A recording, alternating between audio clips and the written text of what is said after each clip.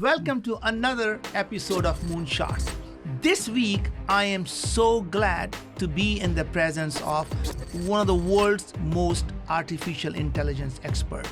This man is not only known for giving a Turing lecture, which anybody who's in the artificial intelligence world will know what that means. He has also given talks not just once, twice at the Nobel Peace ceremonies. Yes. Yeah. So I want to welcome Dr. Gurudut Banavar to Moonshots. Hi, Naveen. So, Guru, welcome to Moonshots. Thank you for having me. So one of the things that I always puzzled me is this about artificial intelligence. We all seem to be worried that this artificial intelligence tsunami is coming, and every one of us are going to be a victim of that. So just give us the lay of the land. What is artificial intelligence for the people who don't know, and then where it is going and what it really means to the humans? So let's step back a little bit and talk about the really big problems that are facing humanity right now, right? So I think about education, which is one of my passions, healthcare, which is another one of my big passions, and the environment. All of these problems are so big that we cannot possibly solve it just with our small brains or human brains, right? I know the human brain is really amazing, but at the same time, these problems are so massive that we need the help of everything we can get. So think of artificial intelligence as a way to understand the data that comes from all of these different places which we need to understand the problems and solve. So for example, if you want to think about healthcare, we need to understand the data about our biology. And we need to understand what happens every time we make a change to the biology. And we need to understand if that change is actually a positive change or a negative change. Now, the amount of data there is so massive that we need the help of a machine that can in fact be better than a human in processing data. That ability to process massive amounts of information is what we've begun to call artificial intelligence. So why is it called artificial? So in the beginning, we wanted machines to mimic humans. And we thought that it was great for machines to be able to, let's say, identify a cat or identify that this song is from Queen or something like that. But we soon realized that that's not good enough. Our human brain is only able to solve kind of small problems. And in fact, we have some systematic biases in our human brain. We can make the same mistakes over and over and over again. So we ended up figuring out how to make machines even better than human brains. Mm-hmm. And that's where we are today. So we can recognize not just, a cat. We can recognize that there is a tumor in a very complicated X-ray. And that's way beyond what a human being can do. And we ended up calling that artificial intelligence. So the AI is really known for artificial intelligence, right? What if the humans actually have the AI, which is called ancient intelligence, but really doesn't have any intelligence really anymore? I think that is probably true because, evolutionarily, I think we ended up learning a few things really well, like how to run away from lions and, probably how to take care of our children or something like that. But we didn't learn lots of other things. Like we didn't learn about, how to recognize patterns when things are very, very complicated. Should we be worried about this, tsunami of this artificial intelligence? I don't worry about that really at all, right? And the reason I don't worry about it is because of two things, okay? One, before you go there, so you are one of the world's expert in artificial intelligence, and you are not worried about artificial intelligence, and everyone who knows nothing about artificial intelligence seems to be worried about artificial intelligence. Well, I think what are they worried? I think they watch too many Hollywood movies, and they watch the Terminator, and they watch the Ex Machina and things like that, and they start worrying about artificial intelligence, even though those are really great stories, and stories, of course, make people want to feel like, what's actually happening in the story. And these stories were meant to instill fear in people, which is not really the case in reality. So I'll tell you the reasons why it's not really the case, right? First, I think that we are so far away from the Terminator scenario that the kind of time and money and investment it's going to take of all of our energy to get that point is really several generations away, in my opinion. Okay, so that's one reason. So don't worry about it today. That's my point. The second point is there are a lot of new ideas about how to train machines to be able to do quote unquote the right thing, even in very complicated situations, it's currently being discovered. So there's one of these techniques. It's called, fancy name. It's called inverse reinforcement learning, which basically means that you learn what makes somebody happy. You can make machines learn what makes you happy. You can make machines figure out when you're not happy and not do the things that makes you not happy, right? So those kinds of things are all being discovered as we speak. And the final point I want to make is that there's always the force of society, right? Society kind of says, okay, these directions are okay to go in, these directions are not okay to go in. And I believe that we're going to find sort of a good, path through this whole space of artificial intelligence problems. So here's the thing. You are a smart guy. And Elon Musk, people believe is a smart guy. Yeah. And Elon is going around running saying that if there is one thing he's afraid of, it is artificial intelligence. Yeah. Are you telling me that Elon is just not the smartest guy? I think he's very smart, but a lot of smart people disagree. I disagree with Elon that it's something that we should be worried about right now. I actually think about it the opposite way, which is without AI, I don't think we'll be able to solve the world's biggest problems today. So you're saying is instead of worrying about AI, we should be really running towards it. Yes. And really adopting it and saying it is our companion, not our enemy. You got it exactly right. So I would look at AI as a tool that helps us solve the big problem. So let's take an example. I think that's the best way to do it, right?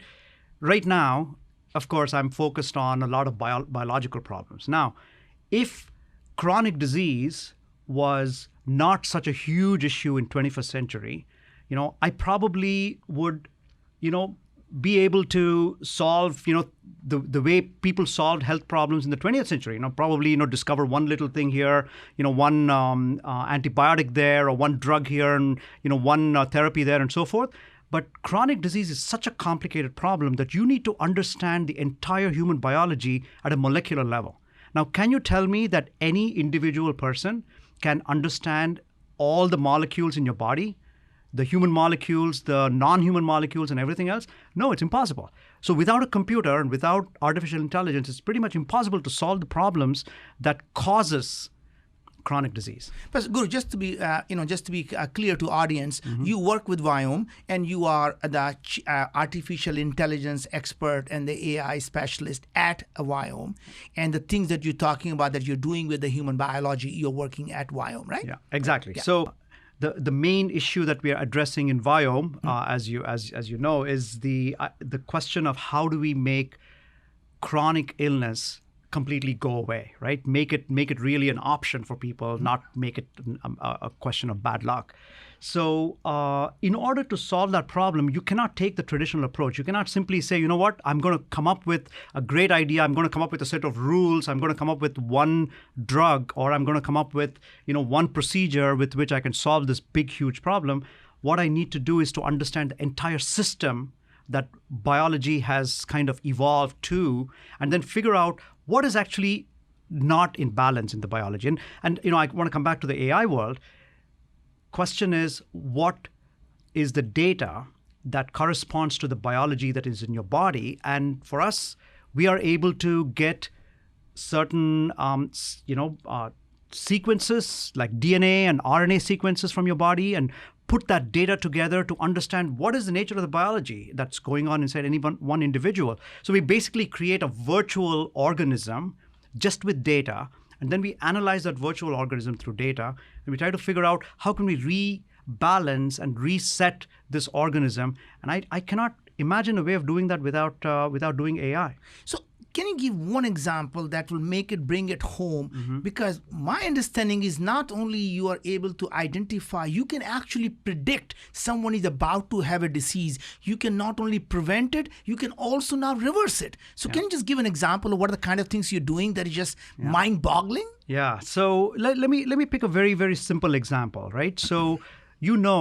that your microbiome is the first organ in your body that in fact consumes all the food that you consume and then generates enough metabolites and other chemical compounds that gets absorbed by the rest of your body.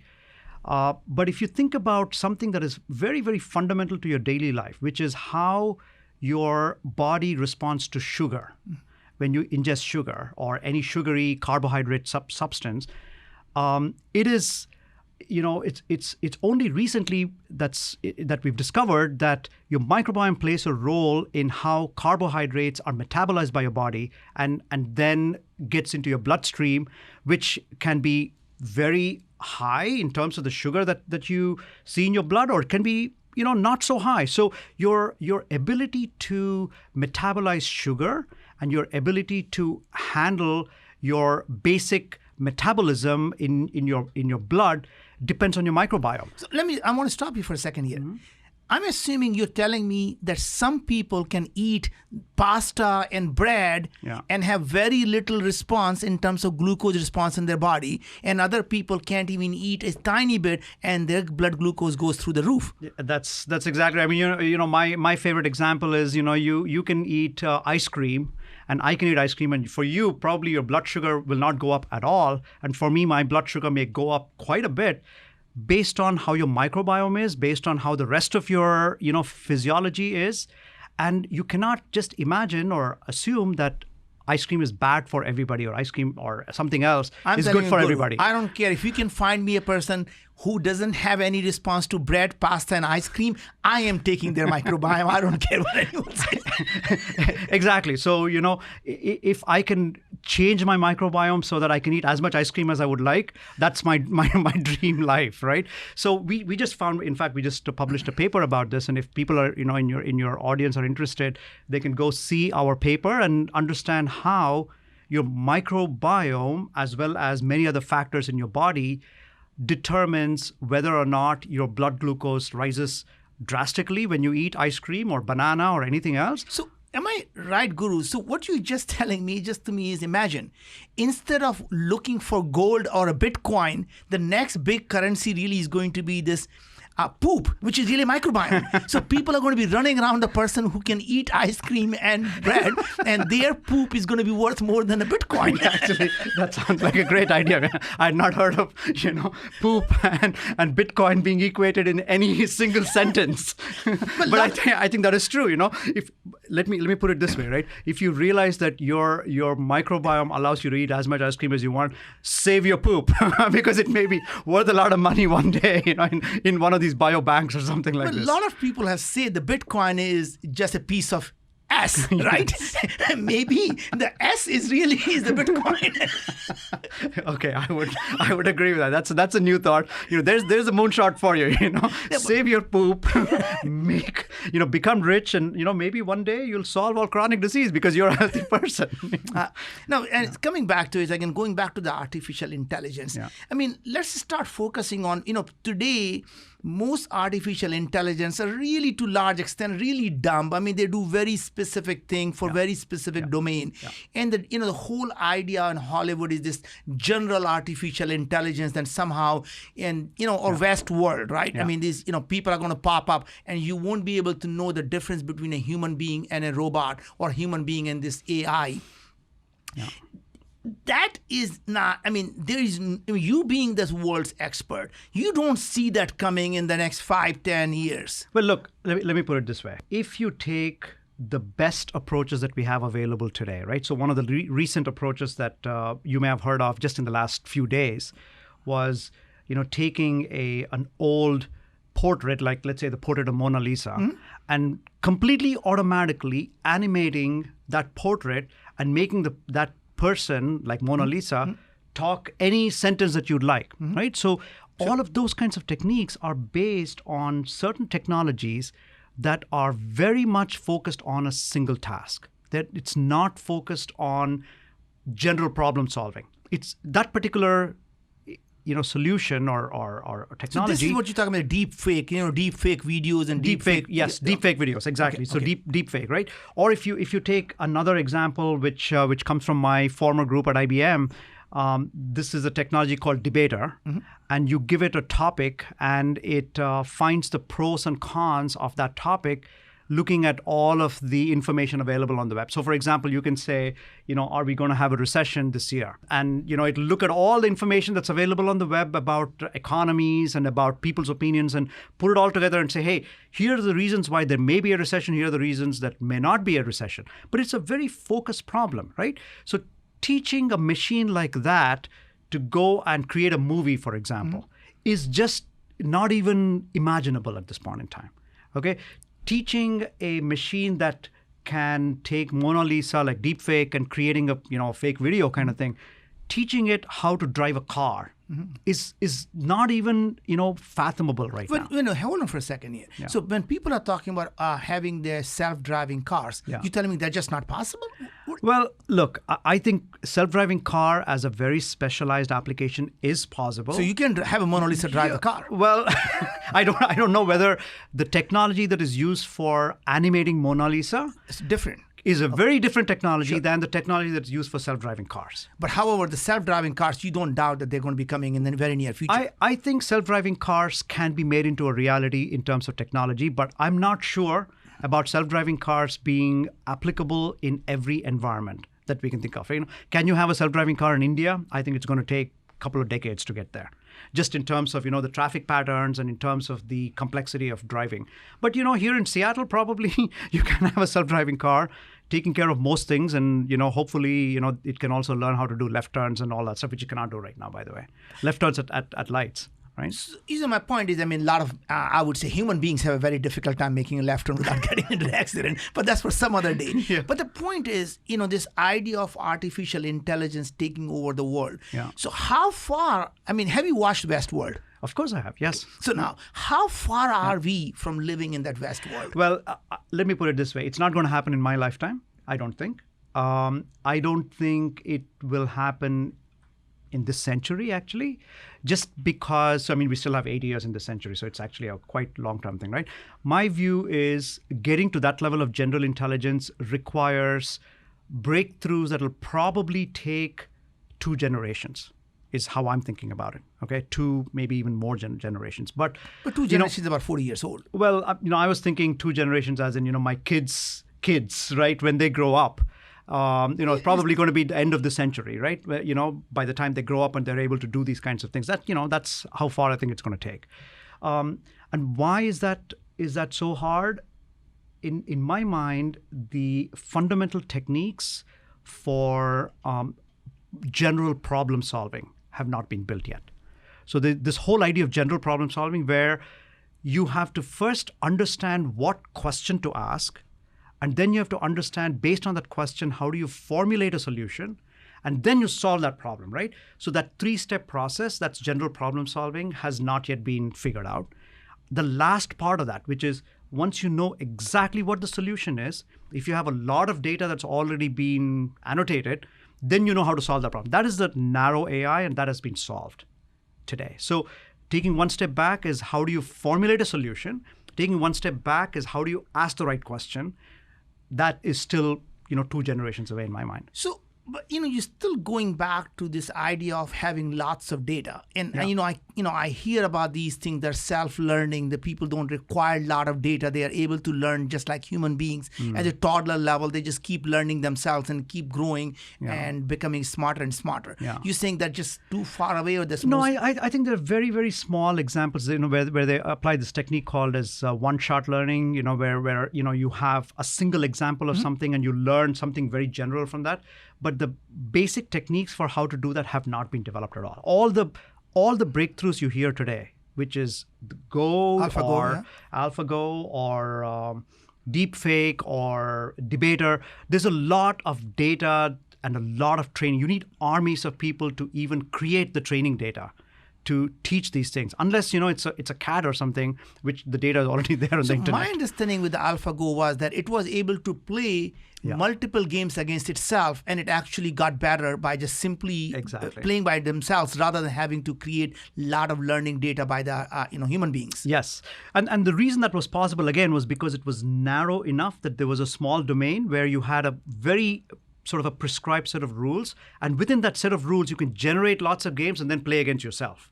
Right? So again, as long as you constrain the environment very, very narrowly, you can solve these problems very well because you can generate the data automatically once you have a constrained environment. Now, I also want to say that there are domains in which I think you can make some very significant breakthroughs that some of the examples that you see today are not going to be paving the way for. One of those examples is, I would call it just vision. How do you learn things just by watching? Example, right?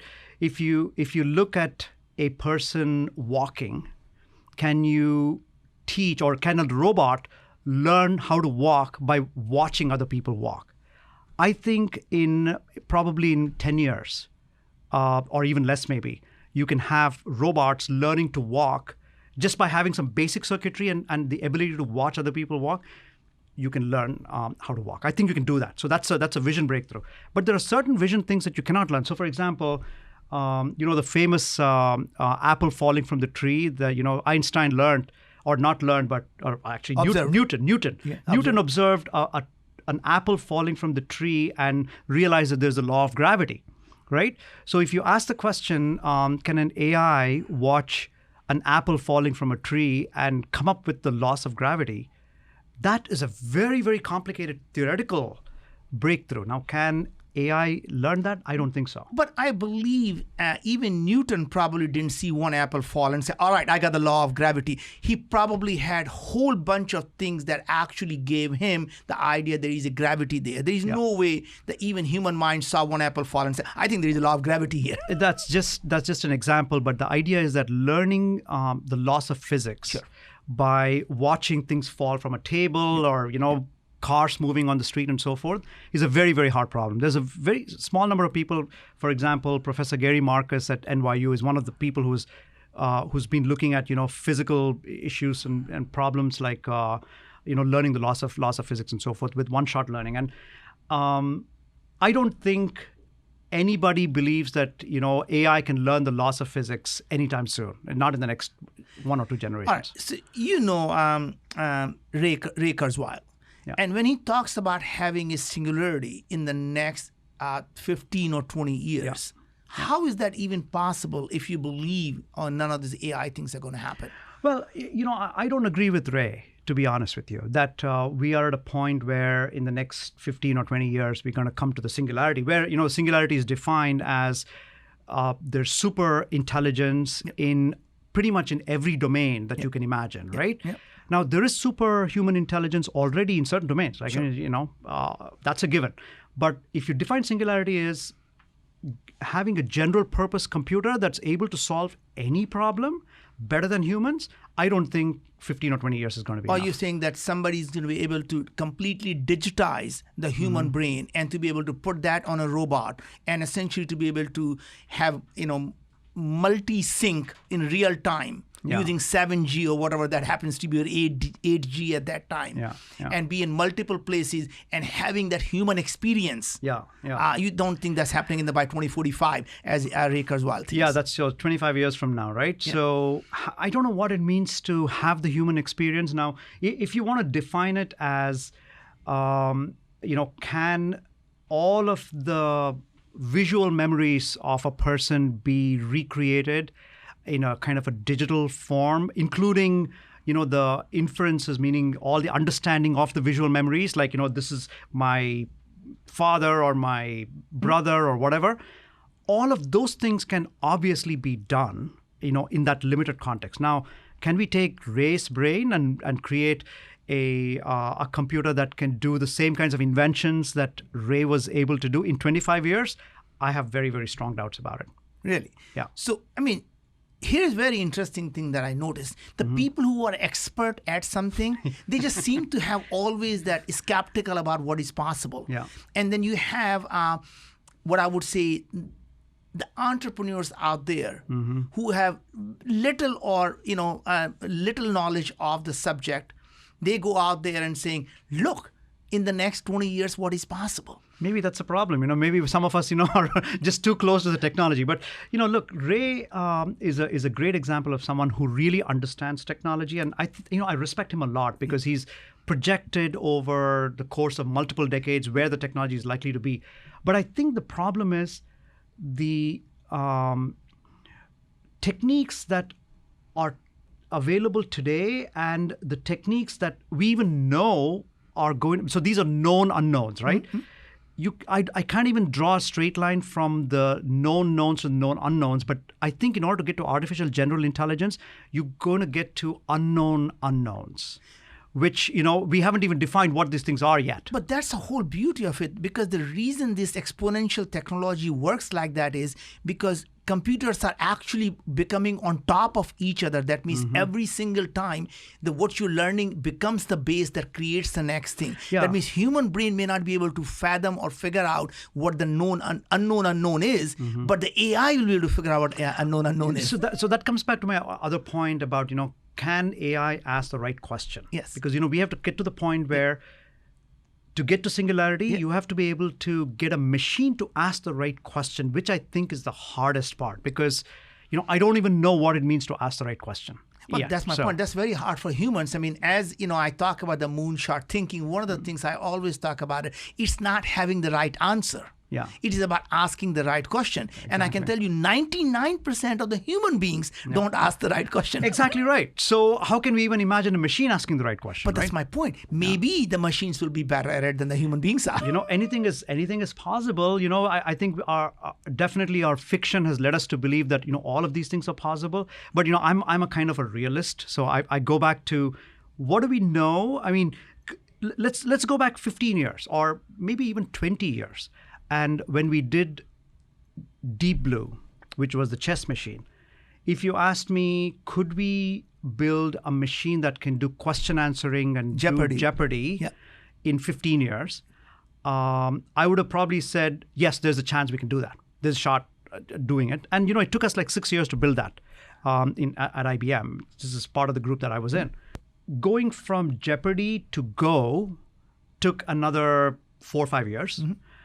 And if you ask me, can you play any game, any, not just a board game, even video games, right? Any strategy game, I'll say yes, within the next 4 years, 5 years, we can do all of that stuff. Can we solve any vision problem? I'll probably say in the next 10 years, you can solve vision problems. But can you get to artificial general intelligence, which is problem solving where you're asking the right question and then finding the right answer to it?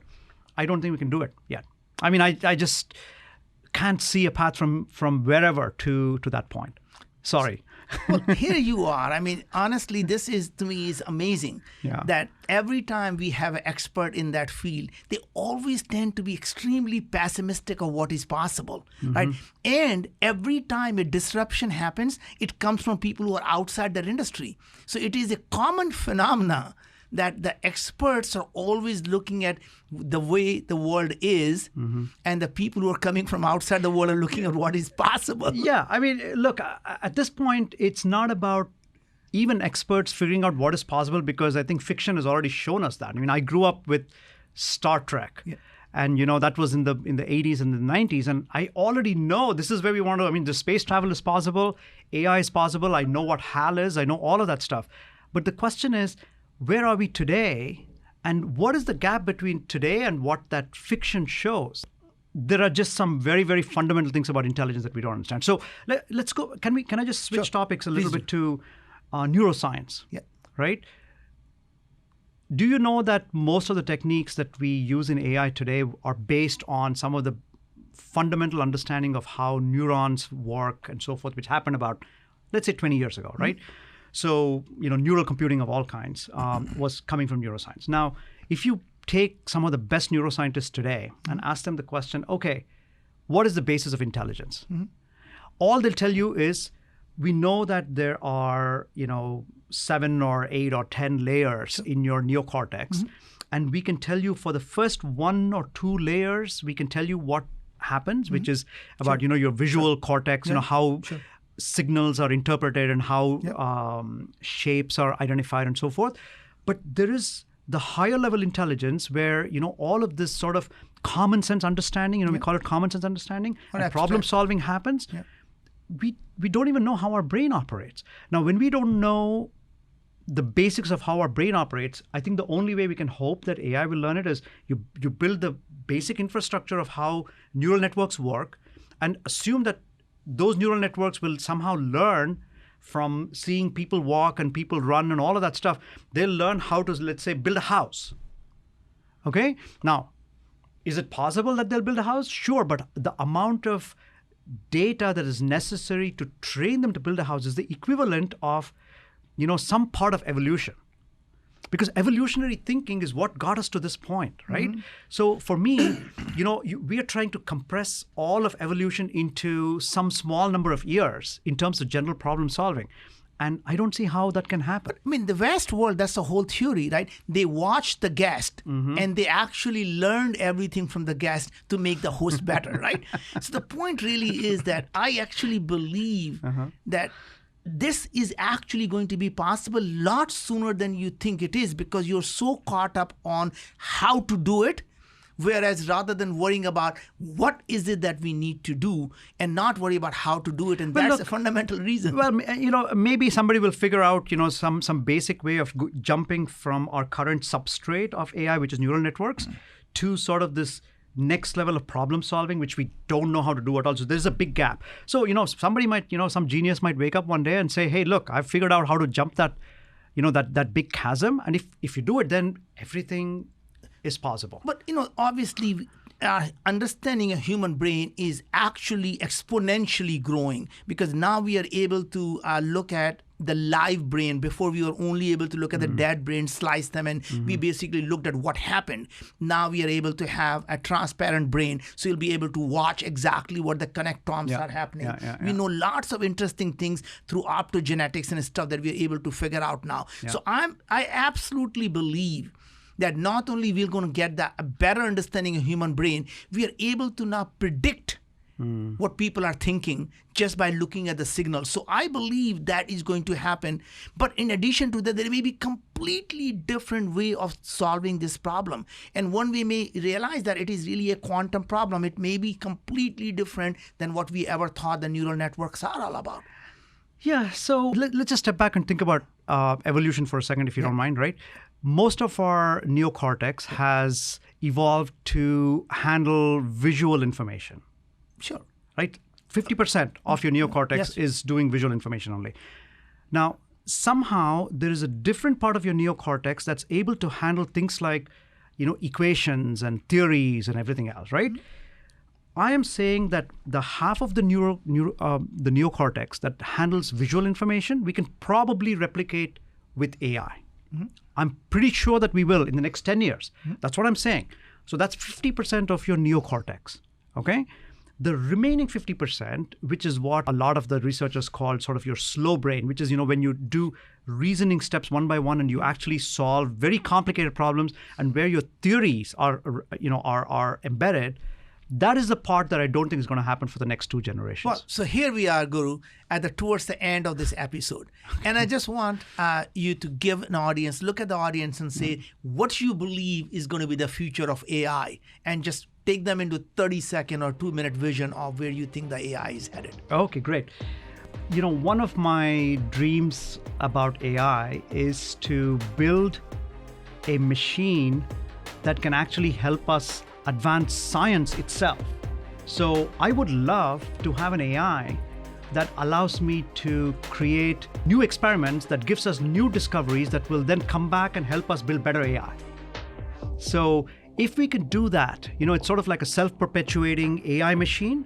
So it's an AI that can help us build better AI, right? If we can do that, and maybe in the next 20 years or 30 years, we will build something like that, and maybe that is the start of this, big explosion of artificial intelligence, and maybe that is the beginning of what Ray Kurzweil and other people have been thinking about. But that is a huge breakthrough, and it's almost as big a breakthrough as finding a wormhole or something that'll get us into another universe or something like that. Well, but it's great to think about that. Well, thank you again for being a guest on Moonshots. And Moonshot is about finding those wormholes, finding those black holes, and understanding this black hole of science called artificial intelligence. Awesome. So thank you very much for being here. Thank you, Naveen.